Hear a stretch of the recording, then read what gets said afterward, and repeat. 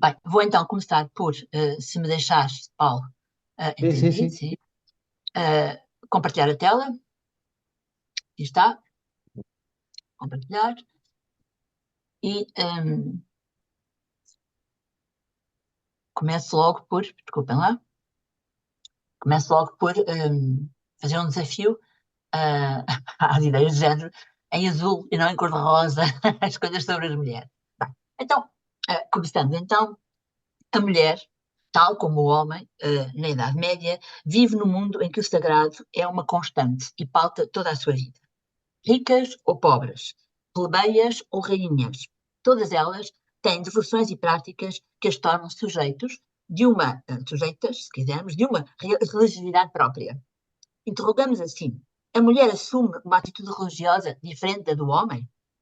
Quais são, pois, as suas práticas e os seus caminhos? Em que contexto se desenvolvem e que até por vezes servem de modelo a toda a Igreja? Vamos tentar responder a estas e outras questões neste primeiro semestre. Em primeiro lugar, E, vou. Posso? Sim. Em primeiro lugar, quero então definir, podemos dizer, dois conceitos que uso recorrentemente e porquê que os uso. Já, porque as mulheres e não a mulher. Porque não se trata de um arquétipo, não estamos a falar de um arquétipo, de um modelo, como muitas vezes é definido pelos homens, com determinadas características, mas sim de indivíduos com as suas características que agem na história.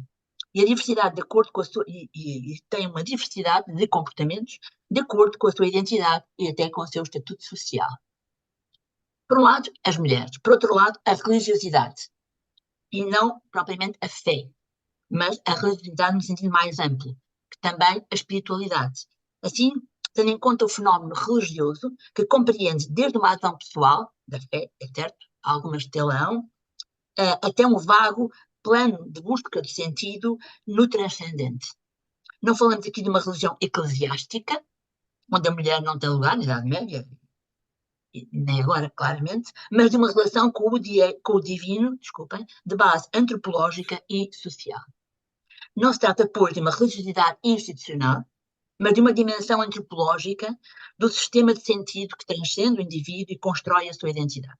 A espiritualidade, neste contexto, é uma relação íntima com este transcendente que se expressa na oração, na meditação, na contemplação, no êxtase místico, etc. Posto estes dois, diremos, conceitos, as formas de abordar a realidade, olho agora, antes de começar, para as fontes. Porque para construir história, nós sabemos que são necessárias as fontes. As fontes documentais escritas, que temos, na maioria, refletem o olhar do homem sobre as mulheres. E poucos são os que são produto da própria mulher. São raros, digamos, os testemunhos de mulheres na primeira pessoa. As mulheres, em princípio, não falam em público. Há exceções a qualquer uma destas afirmações. Mas esta, digamos que é a maioria, o leitmotiv. Mas há fontes também epigráficas, arqueológicas, em suma, fontes materiais, vestígios deixados pelas mulheres ou, mais uma vez, sobre elas. Sabemos também o olhar de quem escreve, nesta época, sobre elas, no contexto religioso, pregadores, seculares e até religiosos, que é muitas vezes contraditório e assume muitas vezes um papel social e político. A forma de se dirigir a elas assume esse papel. Conhecemos, por exemplo, muito mais sobre as mulheres que vivem em mosteiros e na corte do que as mulheres do campo ou da cidade. Faltam-nos, então, em Portugal, mas mesmo muitos estudos sobre estas mulheres.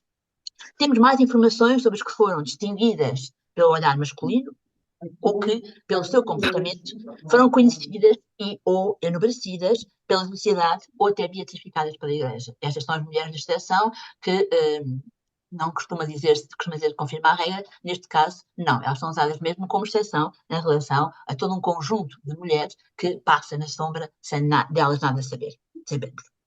Sobre estas fontes, tem sido construída uma história que dá um papel predominante aos homens. Nos anos 60 do século passado, como todos sabem, foi emergindo uma história das mulheres, ligada essencialmente aos movimentos reivindicativos das mesmas no campo social, no campo laboral, nos Estados Unidos, em Finlândia, por toda a parte, portanto, praticamente os países mais nórdicos e nos Estados Unidos, que levou à construção de uma história das mulheres que se baseava nos seus escritos no que essas mesmo reivindicavam. Mas, para a Idade Média, temos o grande problema, não é?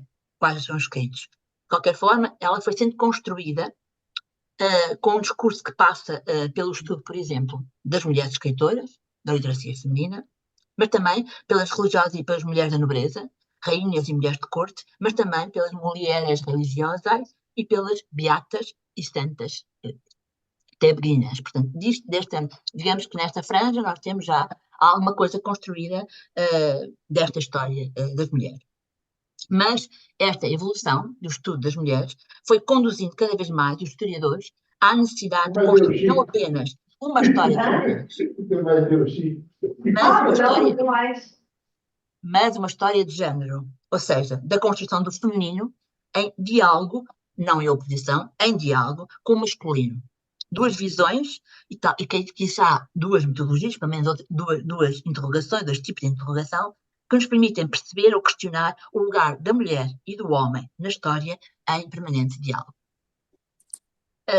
Vamos então agora, depois dessa questão sobre as fontes, vamos então ver o que é que nós temos realmente sobre a mulher na sua relação com o divino. Como digo, não vou, desculpem lá, foi-me atrasando e não pus aquilo que queria dizer.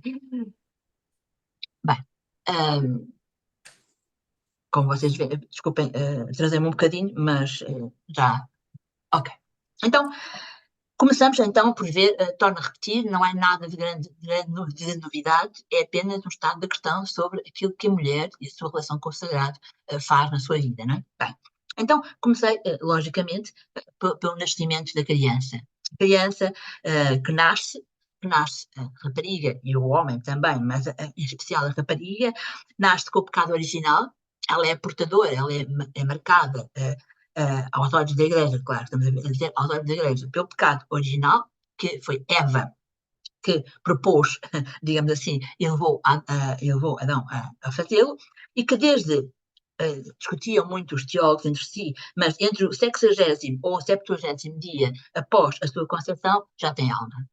Ora, se a partir dessa altura tem alma, é verdade, o que é necessário é que essa alma fique, quando ela nasce, seja limpa desse pecado original, no caso das mulheres, da sua debilidade, da sua enfermidade, assim, muitas vezes, da sua infirmitas, e que, pelo batismo, ela seja introduzida na possibilidade de ver a Deus e não fique, como na altura se foi construindo, num limbo. O limbo que é uma construção medieval sobre um lugar, algures, que não seria nem o céu nem o inferno, mas em que as crianças não poderiam contemplar a Deus.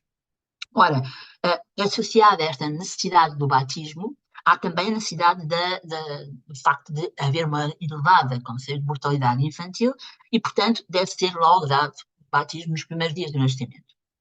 À igreja, portanto, do batismo, vai a madrinha e o padrinho com o pai, e muitas vezes sem a mãe. Tem a mãe porque esta ainda não está em condições de ir.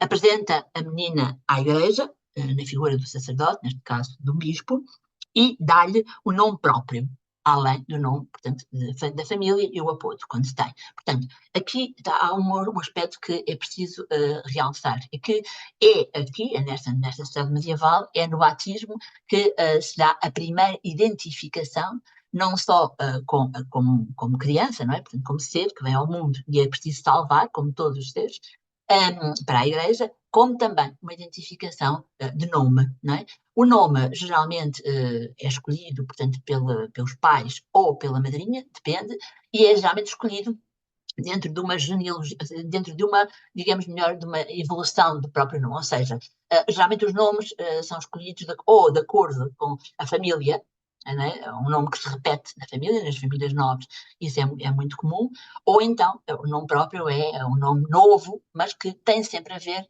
essencialmente no caso então das mulheres, tem sempre a ver com um santo, o nome de uma santa, aliás, e portanto, ou o nome de alguém da família, que realmente tem esse nome de uma santa.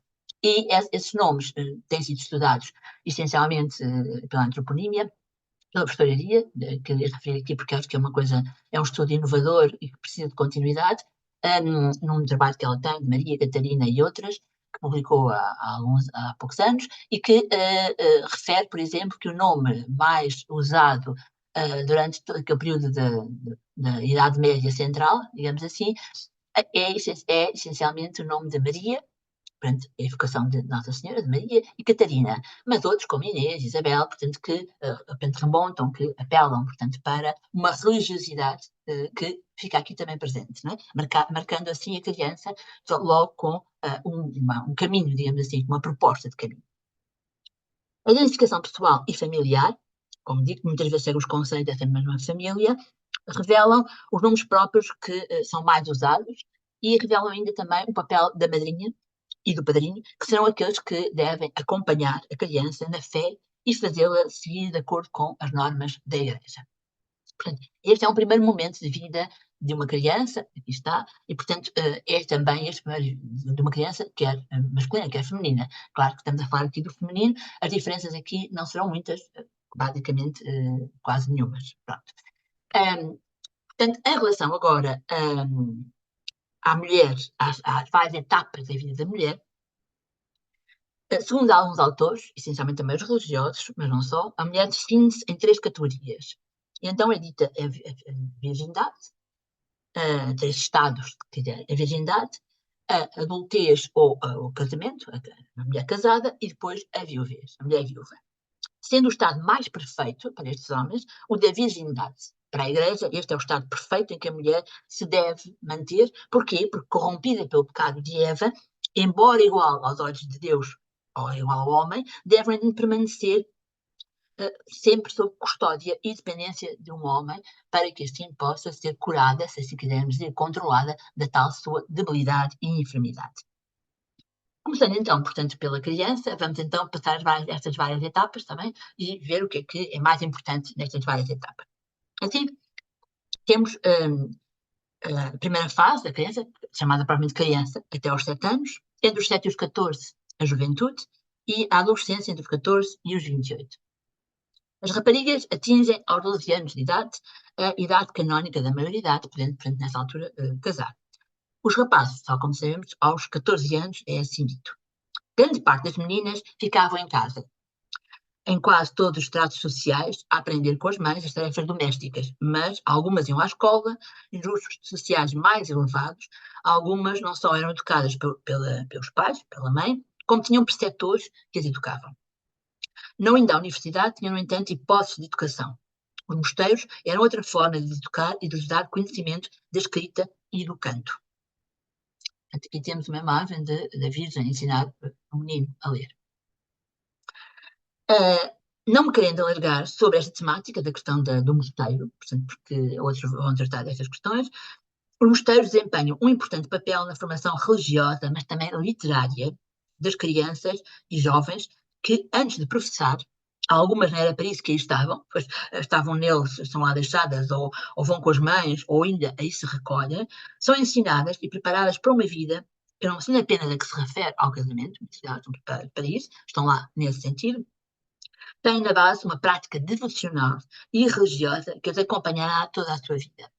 Esta é uma matéria, esta questão da educação no mosteiro, é uma matéria que ultimamente tem vindo a ser muito trabalhada por vários colegas nossos e que é alguma coisa que ainda temos de explorar um pouco mais para perceber, porque durante muito tempo se identificou esta situação com a dos mosteiros masculinos. E sabemos hoje que não é assim e que a presença de crianças é muito, muito comum nos mosteiros femininos, até de rapazes nos mosteiros femininos, portanto, para estarem com as mães. E não só, mas para isso essencialmente. Bem, então, vamos agora a uma segunda etapa, vamos olhar então para as mulheres casadas. Casamento civil, a ideia, portanto, a entrada no mosteiro. O casamento civil, de origem romana, um contrato privado, assim vai permanecendo com mais ou menos recuos durante vários séculos no cristianismo, mesmo apesar dos esforços da Igreja, que se veem mais ou menos coroados de êxito no século XII e depois no Quarto Concílio Laterano de 1215.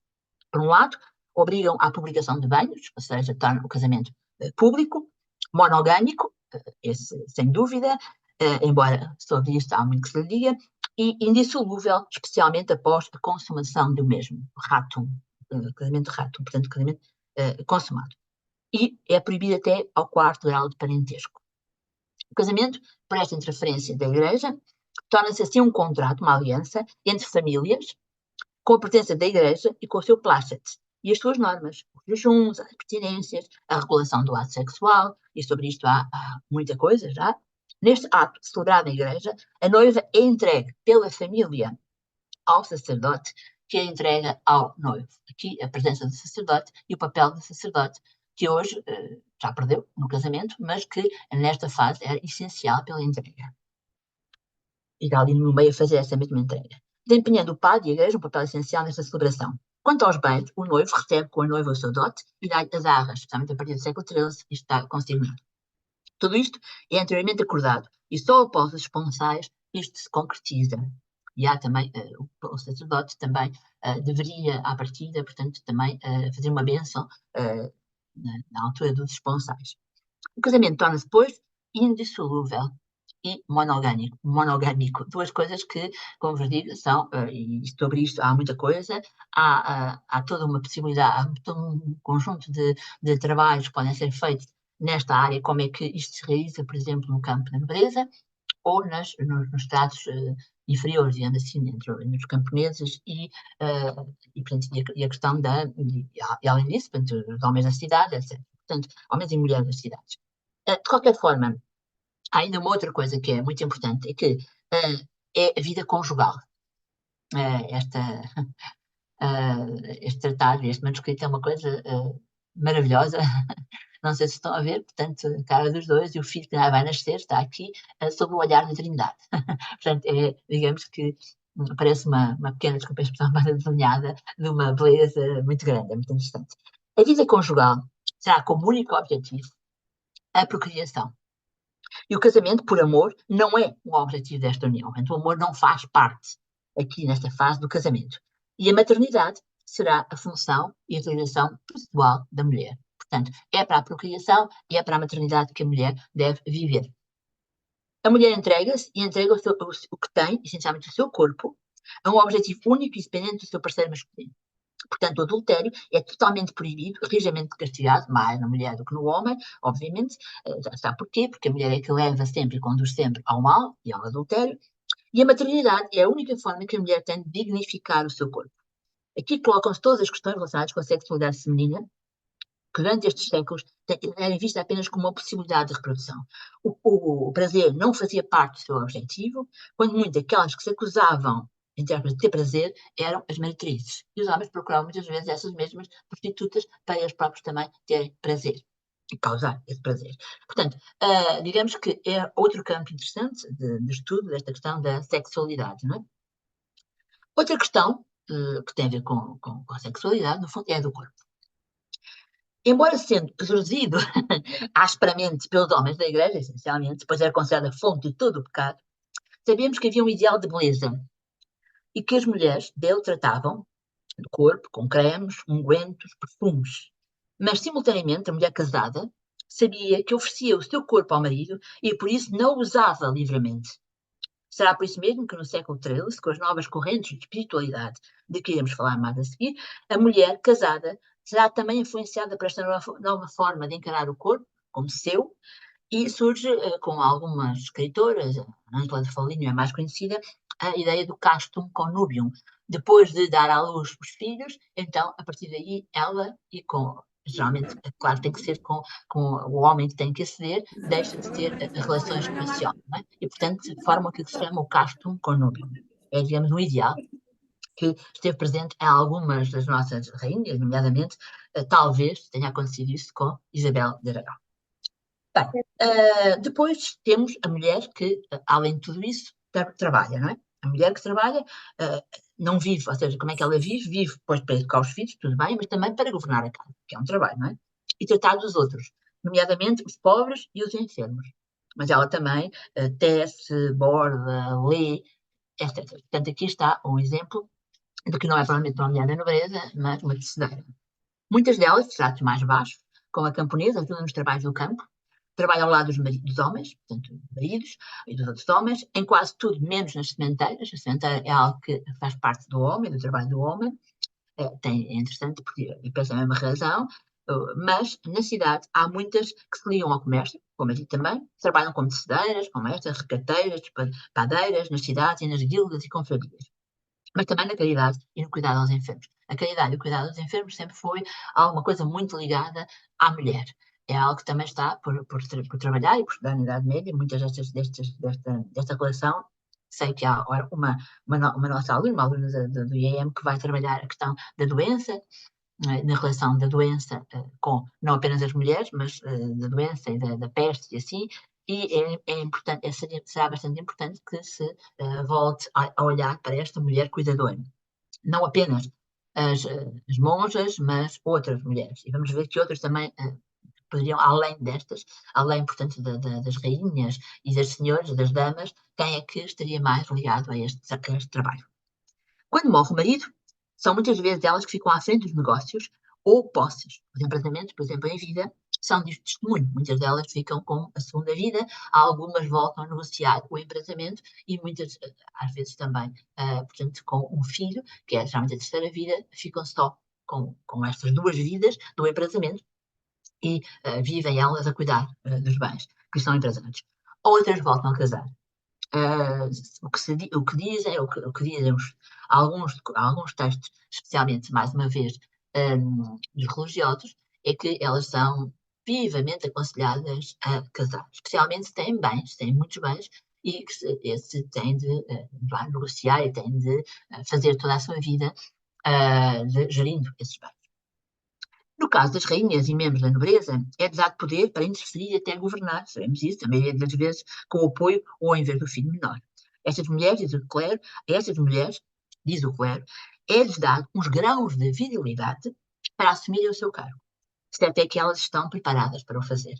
Portanto, é também outra questão, esta questão da educação, da preparação, é que estas mulheres estão realmente preparadas para o fazer e não acreditar, obviamente, na história, naquilo que é difundido pelo clero, né? Os grãos de virilidade.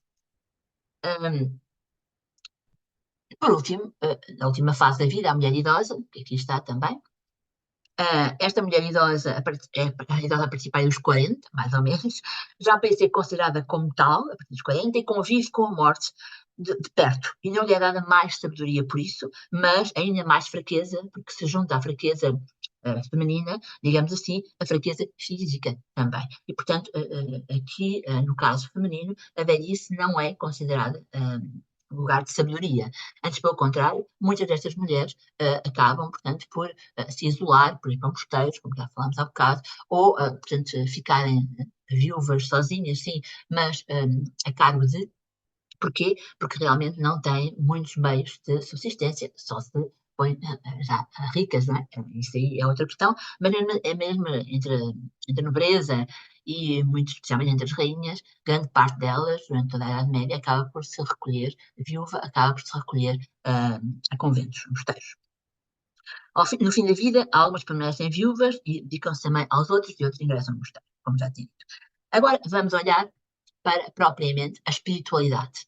Ou seja, há realmente uma espiritualidade feminina, que há como a masculina, que a partir do século XII podemos dizer que adquire, se assim quisermos dizer, um facies próprio. Ou seja, a espiritualidade feminina já seria muito exaltada na masculina, devido à sua sombra.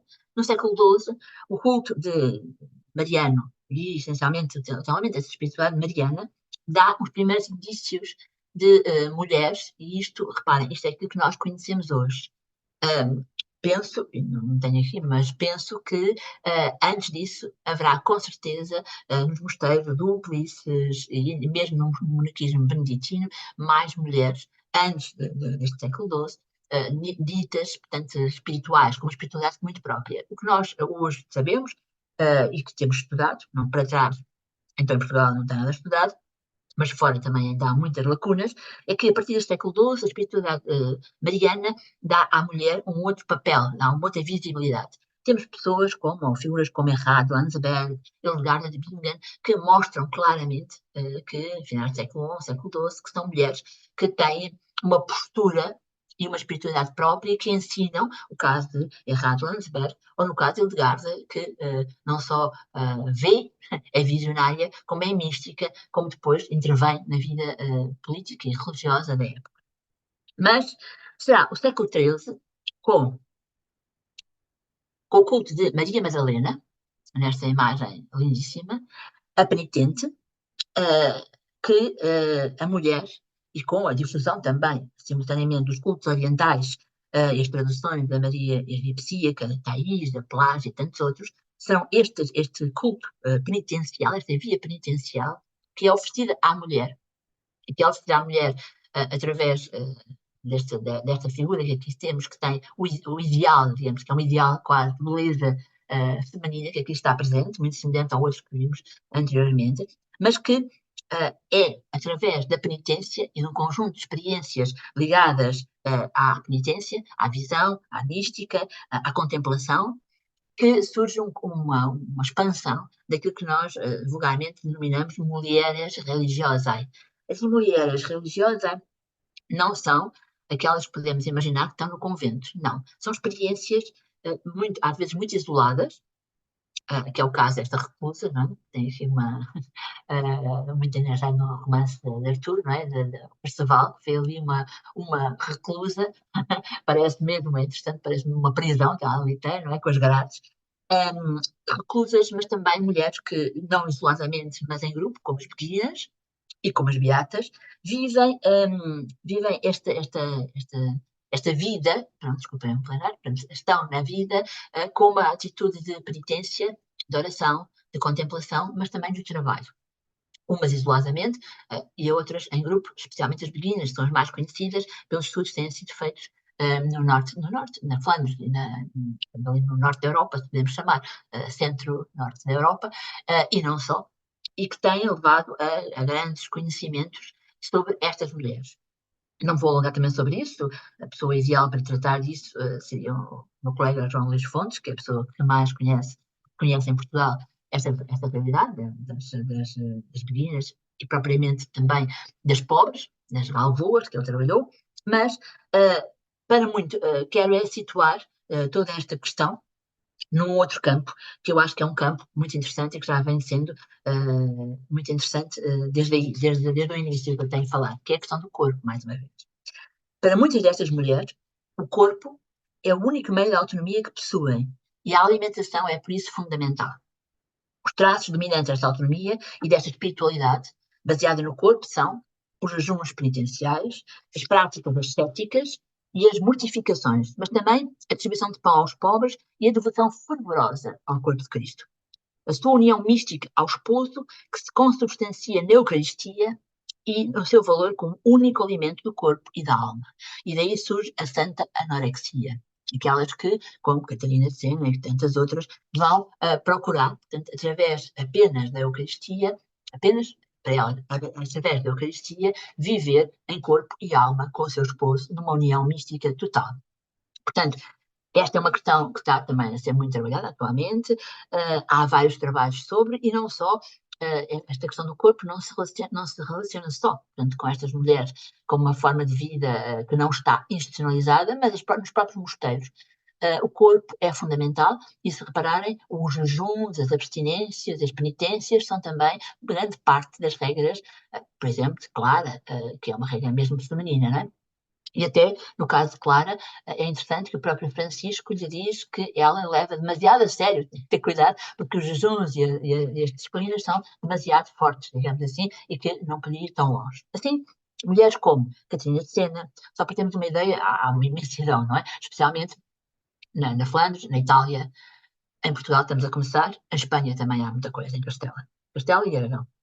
Mulheres como Catarina de Sena, Ângela de Foligno, Clara de Montefalco, Margarida de Cortona, Isabel da Hungria, Clara de Rimini, Margarida Poretti, as Santas Rainhas, que é um fenómeno que é anterior, mas que vem também nesta linha agora, Isabel e Elizabeth da Hungria, Isabel de Portugal, de Aragão, e tantas outras, comungam destes ideais e vivem uma vida de consagração a Cristo e de configuração com Ele, através do seu corpo e dos corpos daqueles a quem servem e de quem cuidam. Mas há uma dessas mulheres que são consideradas heréticas. Estão queimadas com bruxas pelo seu comportamento em relação às normas da Igreja e com o acordo desta.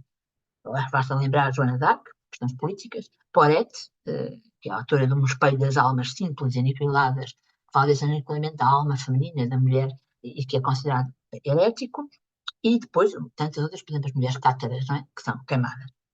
O Concílio de Viena, de 1311-12, condena as beguinas pelo decreto Cum decuribus dum mulieribus, e estas passam a ser proibidas e perseguidas em toda a Europa. Nós temos que em Portugal também serão, é muito complicado, há uma história também que está a ser feita e bem feita, e que algumas mantêm-se até ao século XIX, né?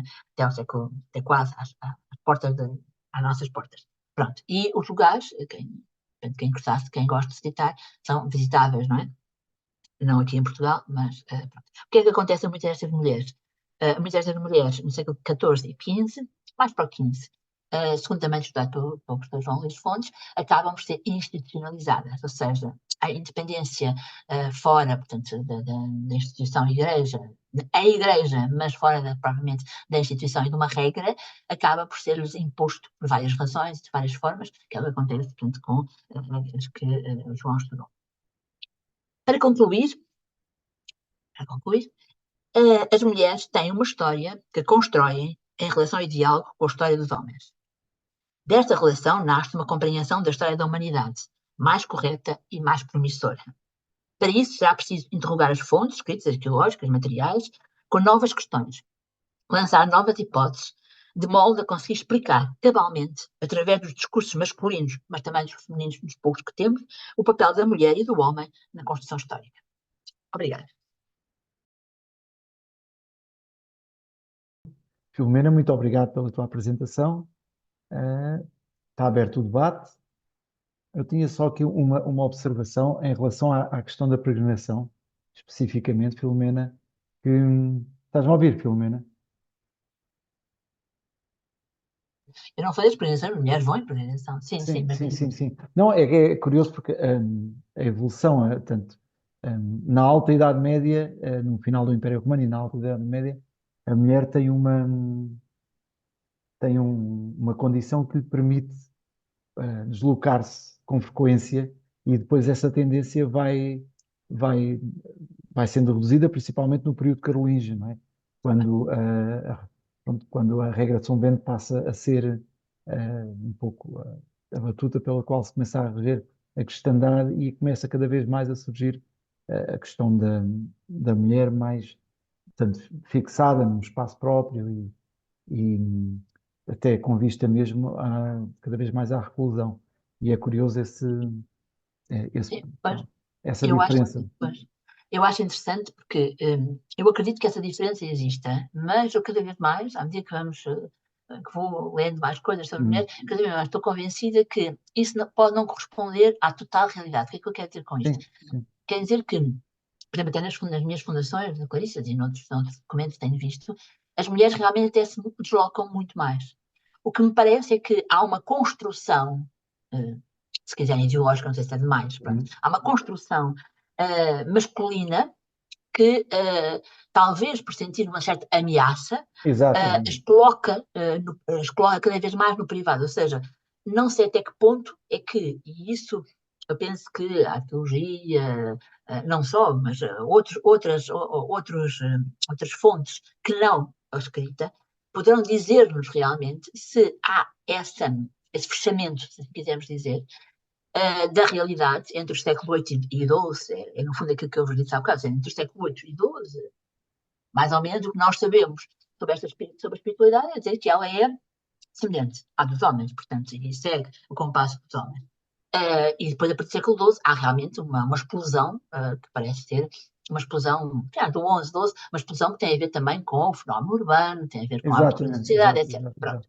Agora, o que eu me interrogo, e interrogo-me muito a partir, porque interrogo-me é que não sei se isso será realmente assim, ou seja, se há realmente esse fechamento para as mulheres da saída, de tudo isso, Não, não é portanto, total, não será sim, total, sim. não é? Ou se nisso não é aquilo que nós temos, o resultado do que nós temos dos homens. Ou seja, não é realmente a tentativa nesta história masculina, e não é só tentativa, portanto, a partir do século VIII, o regime de cristandade endurece imenso, não é? Portanto, depois de Carlos Magno, da aliança entre Carlos Magno e o papado, nós encontramos uma igreja muito mais forte, não é?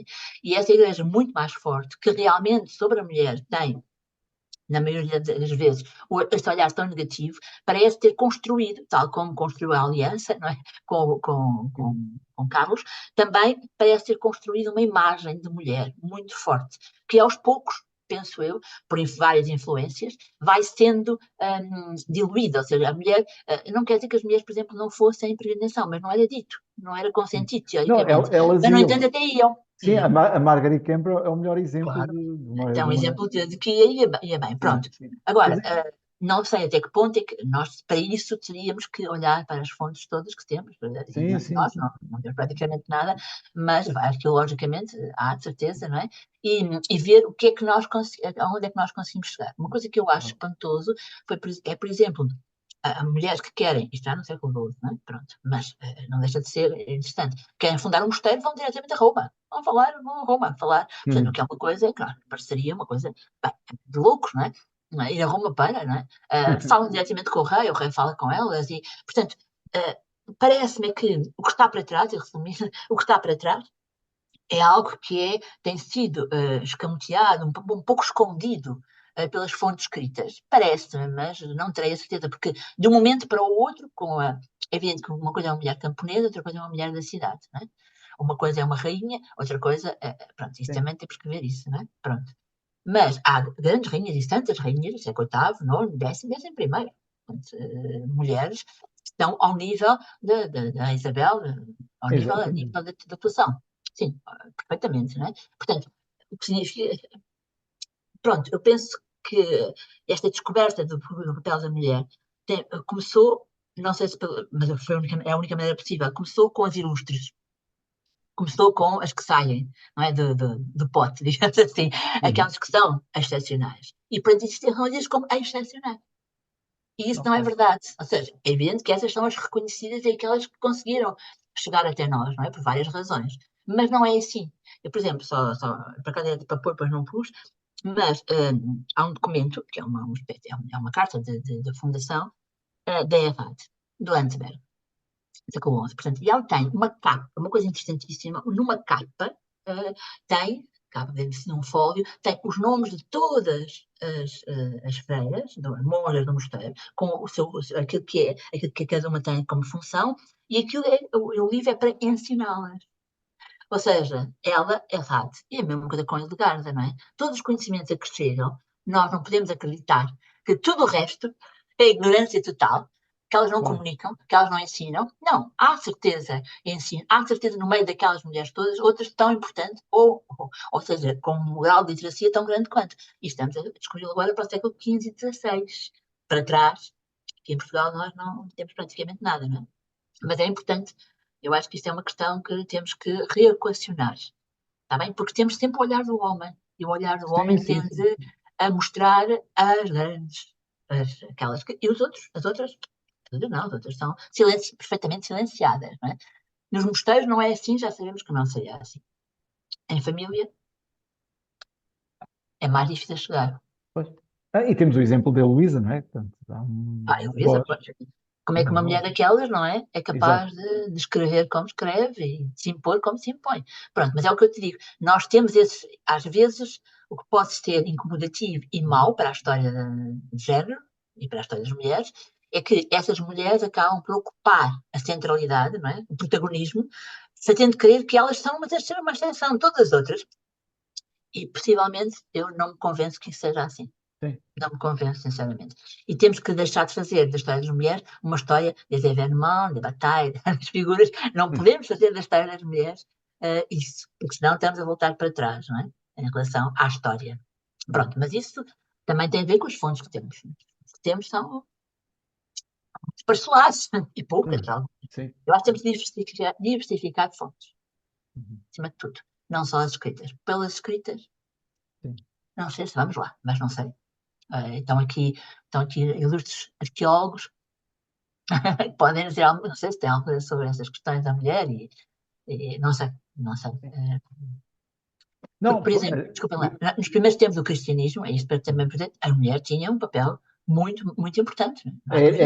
era nesse sentido que eu estava a dizer, tem Não há um dúvida. papel Mas nos fundamental. primeiros tempos, porque chega à Igreja Constantiniana, no século IV, e Sim. há uma clericalização, uma institucionalização que coloca de lado a mulher. Vai tentando colocá-la de lado e consegue colocá-la de lado. Mas até ao século IV há certeza, isto está mais que provado, diaconisas ordenadas, pronto, às virgens, às viúvas, como ordens consagradas, e não provavelmente só como Estado Civil, mas como ordens consagradas, digamos assim, é mesmo ordens consagradas, e as diaconisas. E muitas, ainda há bem pouco tempo falávamos sobre isso, em relação aos primeiros escritos de Didaquê e outros assim, sabemos que as celebrações eram feitas em casa da mulher. Eram feitas, porque não havia, até o século IV não havia igreja, não é? Portanto, já está postulado a ideia de serem feitas nas catacumbas. Isso é praticamente impossível, fisicamente impossível. Portanto, seriam casas de família, onde as mulheres é que lideravam. E, portanto, muitas vezes seriam celebrações que não propriamente a fração do pão, mas ceias onde elas presidiam. Portanto, e não havia qualquer problema por isso. Nos escritos apócrifos, em Paulo, isso é visível. Tem que se olhar com olhos de. Agora, parece que realmente, depois disto, há uma clericalização que termina realmente, termina, ou seja, tem o problema no século VIII, é verdade. Mas eu continuo a achar que há certeza mais coisas que estão escondidas, não sei. Que estão ainda. Obrigado, Nena. Muito Ah, obrigado. nada. Os arqueólogos não querem dizer nada, não há nada sobre Pois, isso. mais observações. João Olha, Luís. Não, não, sobre esta João questão, Luís. que é uma João questão tens Luís. muito também, interessante. tens também perguntas no chat do Tem. Marco. Espera aí. Sim, em relação à dimensão devocional das mulheres e à questão das mulheres e o trabalho. Pois, É só porque ele está na biblioteca e não pode falar, mas está aqui com a imagem. Sim, sim.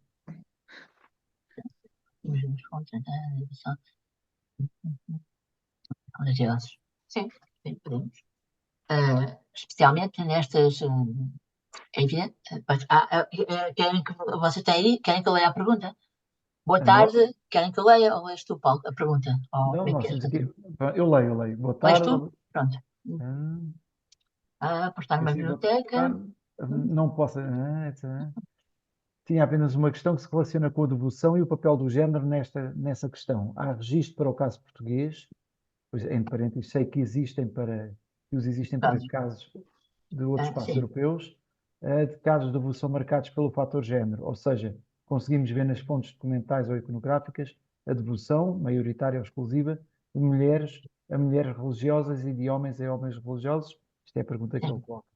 Depois tem Sim. outra a seguir logo. E depois tem Não outra há a outra? seguir. Aí também não. Em relação à mulher trabalhadora, podemos encontrar alguma forma de preconceito ou limitação enfrentado por estas mulheres, tendo como base o seu género, por exemplo, como são percepcionadas socialmente as mulheres regateiras, como é que o género afeta esta percepção?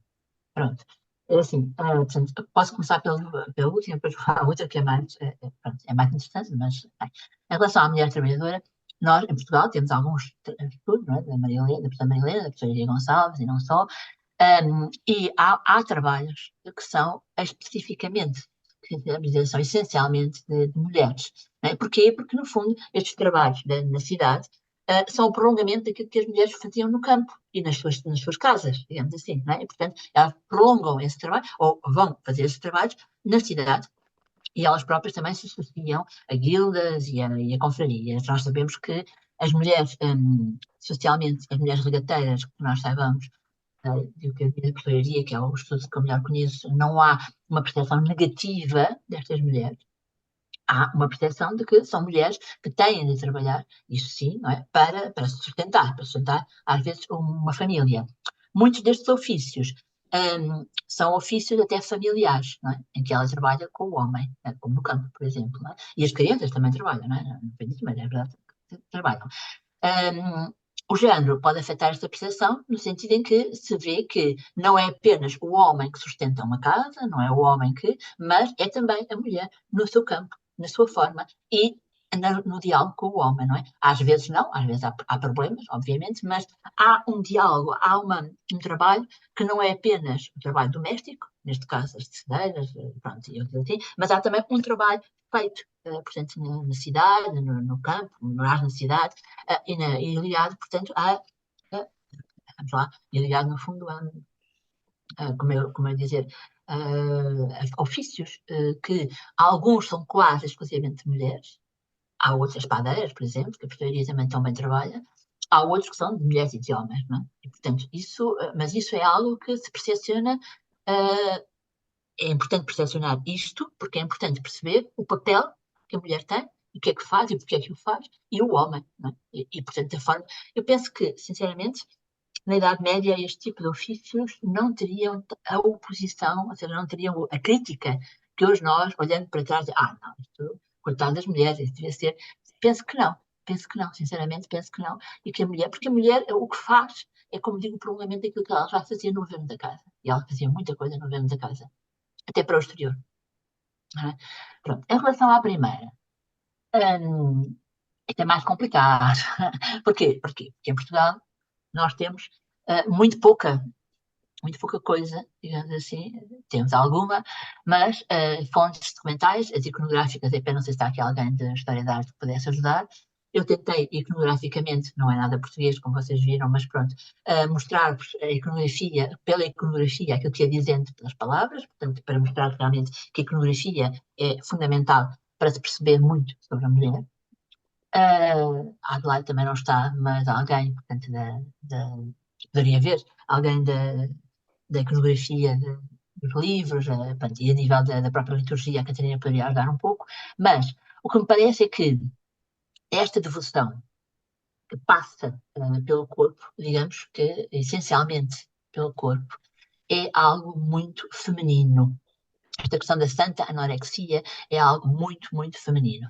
A reclusão não é só feminina, mas também é uma marca muito grande nas cidades, e o João sabe isso muito melhor que eu, do feminino, embora haja também reclusos, e é por aí que nós podemos chegar a uma distinção, se quisermos, de género.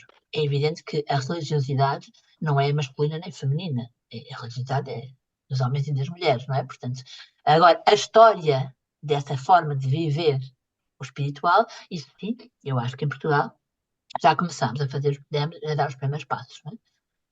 Essencialmente, como já torno a repetir, aquilo que o professor João Luís, se eu quero acrescentar alguma coisa, viu na documentação. Não é? É evidente que nós sabemos que existiam, com certeza, homens também, não é? Que foram para portanto, a reclusão e outras expressões deste género.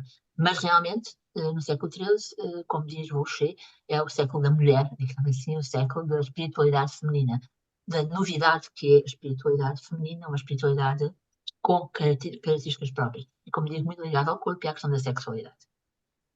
Que é aquilo que a Igreja tem muitas dificuldades em aceitar. Não é? A Igreja, à época, vai ter muitas dificuldades em aceitar.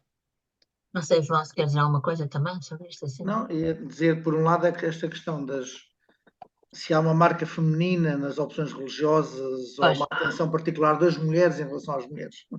Penso que era aquilo também que o Marco perguntava. Eu penso que há alguns estudos, não sei se até já foi definido se não, mas em letras com a professora Ana Maria, estudos dos testamentos das mulheres para perceber até que ponto é que as opções das instituições, das pessoas que aparecem nos testamentos das mulheres se diferenciam ou não dos testamentos que se conhecem da parte dos homens. Portanto, para perceber até que ponto esta questão que o Marco coloca é aqui sensível, é mais interessante, e aí percebemos às vezes um bocadinho melhor as redes de patrocínio que as próprias mulheres desenvolvem em relação a iniciativas de espiritualidade feminina. Portanto, isso aparece claramente naquilo que a Filomena estudou muito bem sobre a origem das Clarissas e com muitas fundações de Clarissas e a forma, por exemplo, como a rainha Isabel de Aragão patrocina, claro, logo diretamente a comunidade de Coimbra, mas também como ela acaba por estender esse patrocínio a muitas outras instituições religiosas femininas, sobretudo mendicantes, que ela acaba também por proteger e por beneficiar. Há aqui uma coisa muito interessante, concordo perfeitamente com a questão do corpo e da sexualidade, com a questão, evidentemente, das mulheres que fazem do corpo este lugar por excelência da identificação com Cristo.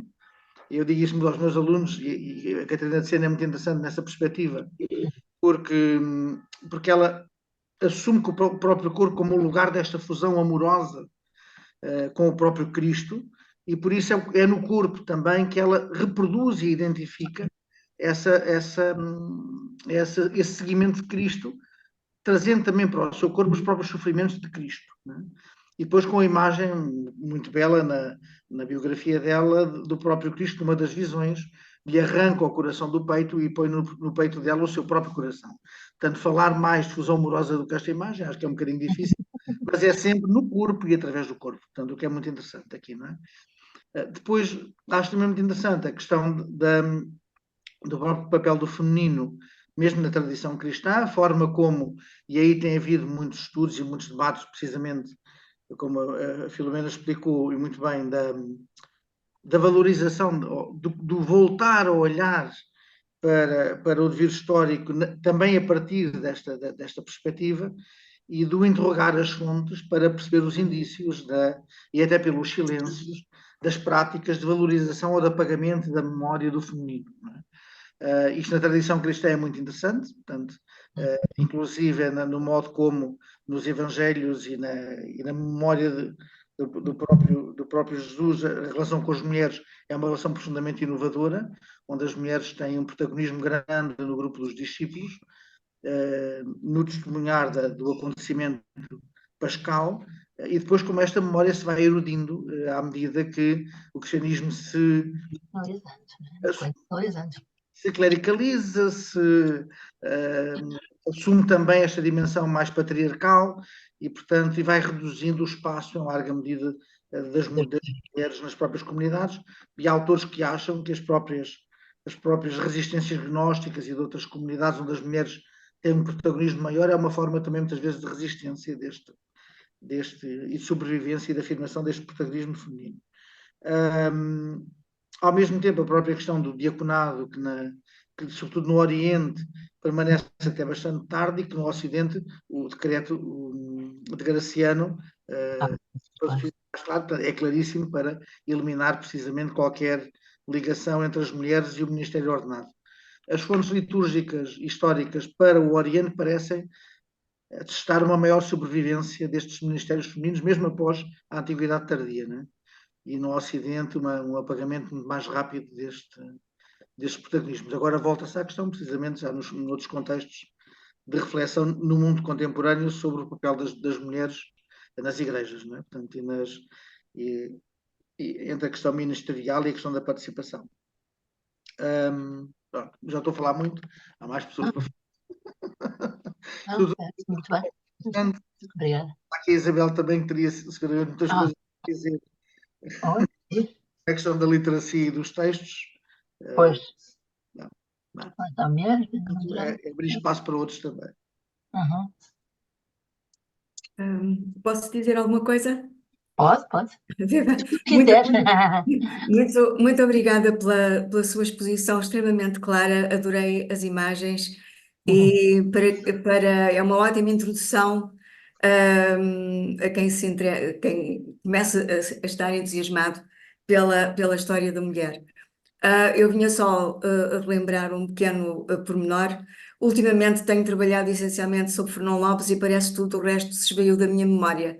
Mas há algumas coisas que vêm e que às vezes são interessantes. E então há duas que talvez que eu gostasse de recordar. Uma delas é que, por exemplo, no caso de Dona Filipa de Lencastre, é afirmado que foi ela quem introduziu o uso de sarum em Portugal. E eu achei interessante vir da parte de uma mulher, porque não estaria à espera que isso acontecesse.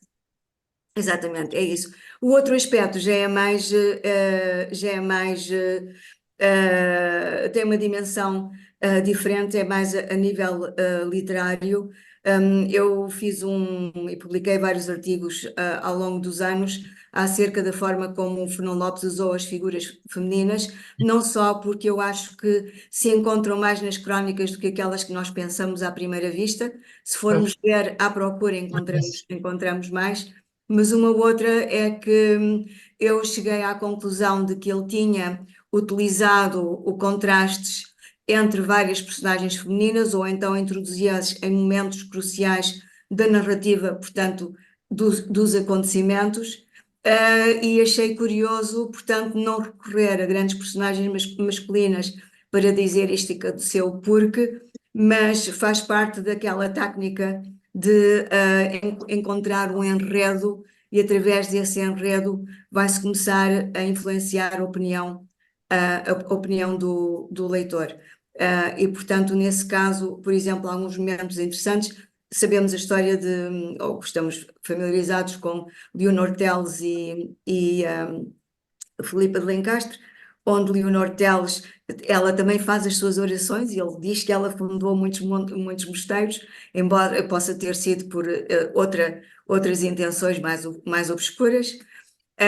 Mas ela, portanto, de certa forma, é culpada do fim da primeira dinastia e talvez de muito aquilo que aconteceu negativo no país. Filipa de Lencastre, ao contrário. Interessante também que Filipa de Lencastre nunca fala, sempre referida na terceira pessoa, lemos e parece quase uma figura de ícone. E há outro momento muito interessante em que a princesa Beatriz, que é uma criança, nunca é referida, mas num momento crucial em que Leonor Teles foi descoberta numa tentativa de trair o genro, não é? Para se conseguir libertar e dar a volta à situação que surge. É a princesa Beatriz que acusa a mãe de a estar a arruinar, a ela e ao marido dela. E eu acho que aquele grito posto na vida de uma criança, de uma mulher e contra a mãe dela é muito significativo. Portanto, como eu disse, uma nota é mais uma nota a nível literário, de tratamento do texto, do que propriamente de fontes, mas de qualquer maneira parece-me interessante porque me dá a impressão que há uma determinada intencionalidade, o que significa que, de facto, se é assim é o caso, as mulheres, embora estejamos a tratar de mulheres nobres, não é? Grandes aristocratas, esse papel não é tão esbatido como não. E há determinados momentos cruciais em que elas vêm ao de cima. Desculpe ter levado muito tempo também. Não vou. É muito bom o seu contributo, muito obrigada. Só Obrigada. completando, dizendo que realmente nós, das rainhas, e com a história das rainhas agora, não é, que foi publicada, chegámos à conclusão de que, tal como Fernão Lopes no fundo faz, usa, entre aspas, no bom sentido, a figura feminina para dizer determinadas coisas e para fazer determinadas coisas, como ele faz com as masculinas, no fundo, não é? Portanto, faz um enredo, não é, com essas figuras prototípicas. Mas, de qualquer forma, a Fernando Lopes ajuda imenso a perceber essas duas mulheres. E se tivesse feito, pronto, houvesse mais crónicas para a frente sobre ele. Porquê? Porque ele concentra nelas determinadas atitudes que representam, digamos assim, o papel delas, não é? Que representam aquilo que elas podem ser na história. Uma coisa que é engraçado é que sempre se disse que as mulheres falavam muito, não é? Uma coisa que sempre se disse, que as mulheres falam muito, falam demais, mas depois, no espaço público, parece que não podem falar. Não é nem uma coisa nem outra, não falam nem muito, nem demais, nem não podem falar, elas realmente falam a um nível e, portanto, e narrado de uma determinada forma, não é? Aqui a narrativa, e a literatura é importantíssima, aqui a narrativa é muito importante. Quem faz, como faz, por que faz e o que pretende, para conseguirmos destrinçar o papel da mulher, acho eu. Obrigada. Concordo plenamente, muito obrigada. Então, Catarina, diz lá, arqueologia. Conta lá, o que é que tu tens de mulheres? Filomena, obrigada, muito obrigada por esta tua palestra connosco hoje. Enfim, a arqueologia é muito difícil na questões de género, apesar de haver uma arqueologia do género e haver autores que tentam trabalhar estas questões. Desculpa, estás congelada. Eu se calhar sou uma conservadora, talvez, sim? não sei, no sentido em que eu acho que muitas vezes é muito difícil, tenho medo, muitas das vezes nós estejamos a fazer na arqueologia alguns anacronismos, porque nós trabalhamos com objetos, não é? E com contexto. E é muito tentador dizer que a tecelagem está com as mulheres. E nós encontramos nas casas mais modestas, obviamente, estas questões aparecem todas, estes objetos, estas atividades estão todas presentes, e obviamente que nesses contextos estão mulheres. Mas às vezes eu diria, como cientista social, que é um pouco arriscado nós avançarmos, nomeadamente relacionar objetos com género. Gosto de pensar que às vezes as coisas se calhar eram mais fluídas. Não há dúvida nenhuma que nos contextos que nós trabalhamos, e como tu sabes, a maior parte dos arqueólogos que estão no IAM trabalham muitos contextos rurais e muitos contextos não privilegiados, digamos assim, e portanto as mulheres obviamente estão presentes, elas estão lá, como estão as crianças e estão os homens, e no mundo rural em particular não há mundo rural viável sem o trabalho das mulheres, portanto são mulheres trabalhadoras as que lá estão, não há dúvida nenhuma sobre isto, mas na verdade isto era um pequeno comentário para dizer a dificuldade que há do ponto de vista da arqueologia para olhar para a mulher ou para o homem, portanto enfim, para os dois os géneros, e para as crianças é ainda outra questão nestes contextos. Portanto, brinquedos, não é? Aquelas coisas como brinquedos são coisas muito difíceis de aparecer, não é? Portanto, objetos que a gente relaciona direto. Estamos a ouvir-te mal. Sim. Não estamos a ouvir, Catarina? Catarina, deixámos-te ouvir. Exatamente. Catarina.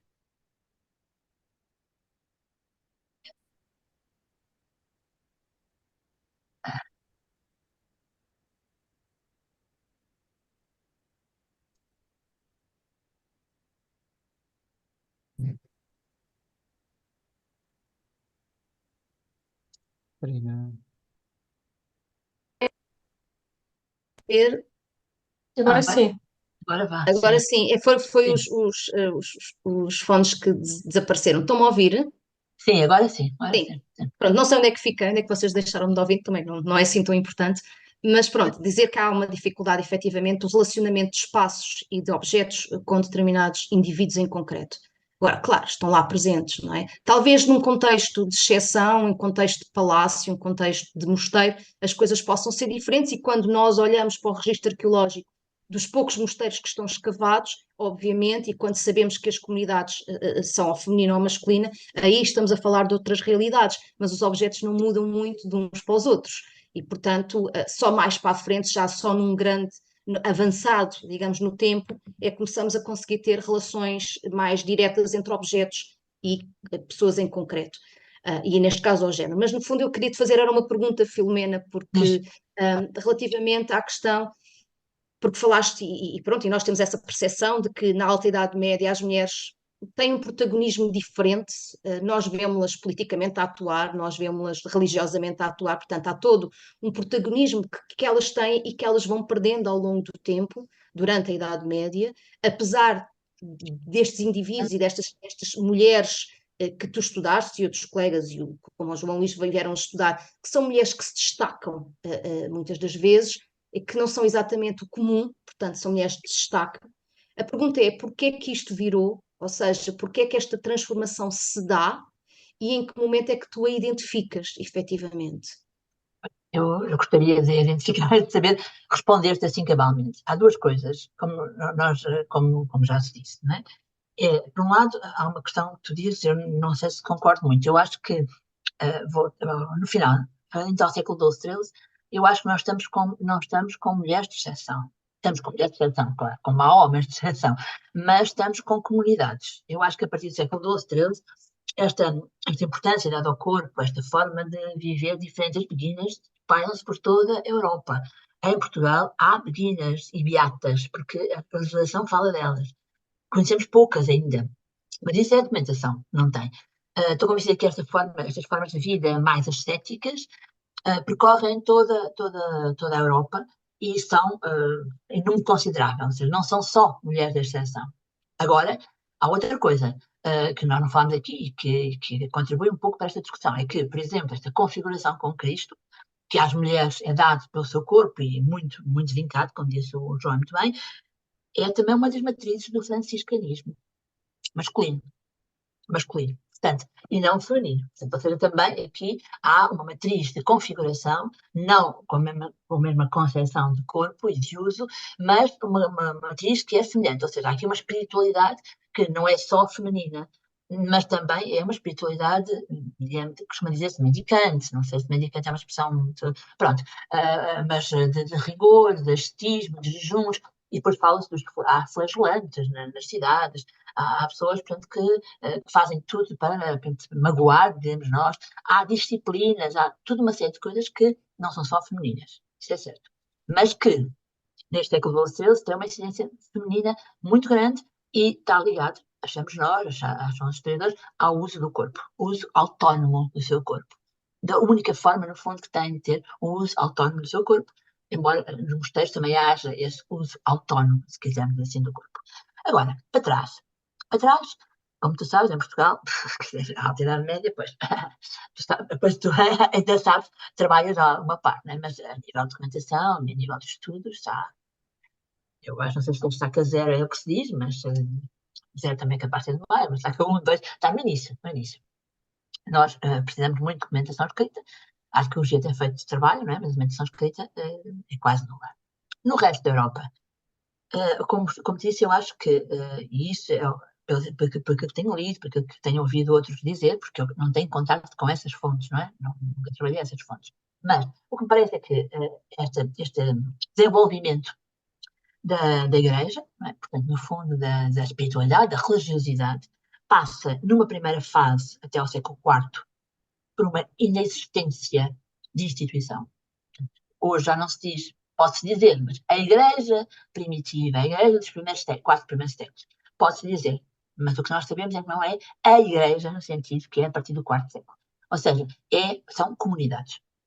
Paulo fala a comunidades, que isto, a partir dele, e portanto as zonas onde vai Paulo, Pedro, Tiago e outros, formam comunidades. Tem laços de união que são itinerantes e tem a referência de Jerusalém, não é? Dos apóstolos e da comunidade. E, portanto, a partir daí surge todo um cristianismo que não passa por aquilo que depois nós vemos, por exemplo, neste século XII, XIII, não é?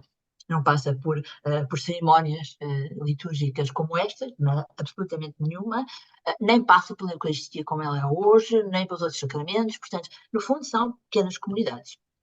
Pequenas comunidades que vivem em círculo dinâmico, um pouco como mais tarde os cátaros irão fazer. A Igreja Cátara fará.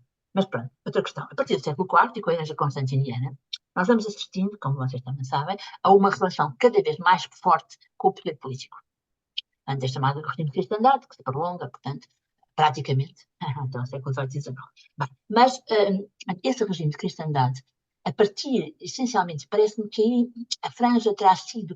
Pronto, o facto de ter havido as invasões, ditas invasões, ou portanto, migrações, é mais mesmo. As migrações bárbaras, e estas migrações têm trazido consigo novas ideias, novas formas, uma nova cultura. Embora ela, segundo se diz, não se impôs por completo, ela tem uma influência muito grande.